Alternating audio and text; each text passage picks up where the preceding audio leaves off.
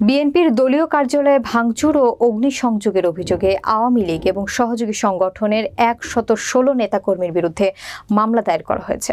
রানীনগর উপজেলার প্রতিনিধি কাজী আনিসুর রহমানের প্রতিবেদনে থাকছে বিস্তারিত।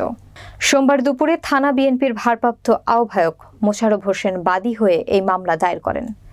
দায়েরকৃত মামলা সূত্রে জানা যায়, শনিবার রাত 11:30টায় উপজেলার বাসস্ট্যান্ড এলাকায় থানা বিএনপির দলীয় কার্যালয়ে কাজ শেষে নেতাকর্মীরা বাড়িতে চলে যাচ্ছিলেন। এ সময় আওয়ামী লীগ ও সহযোগী সংগঠনের নেতাকর্মীরা দেশীয় অস্ত্রশস্ত্র নিয়ে দলীয় কার্যালয়ে হামলা চালিয়ে জিয়াউর রহমান, বেগম খালেদা জিয়ার ছবিসহ চেয়ার, টেবিল, এলইডি টিভি সহ বিভিন্ন আসবাবপত্র ভাঙচুর, ককটেল বিস্ফোরণ ও অগ্নিসংযোগ করে। এতে লক্ষাধিক টাকার ক্ষতি হয়েছে বলে মামলায় উল্লেখ করা হয়েছে। মামলায় সাবেক এমপি আনোয়ার হোসেন হেলালের ছেলে, রানীনগর উপজেলা পরিষদের সাবেক চেয়ারম্যান ও উপজেলা আওয়ামী লীগের সদস্য রাহিদ সর্দার, যুবলীগ নেতা জাকির হোসেন সহ ৫৬ জন এজাহার নামীয় এবং আরও ৫০ থেকে ৬০ জনকে অজ্ঞাতনামা আসামি করা হয়েছে।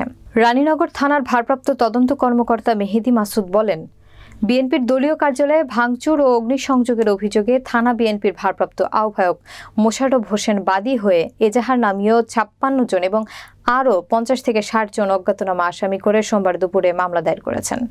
মামলাটি সুষ্ঠু তদন্ত করা হচ্ছে, তবে ঘটনায় কেউ গ্রেফতার নেই বলে জানিয়েছেন পুলিশি কর্মকর্তা।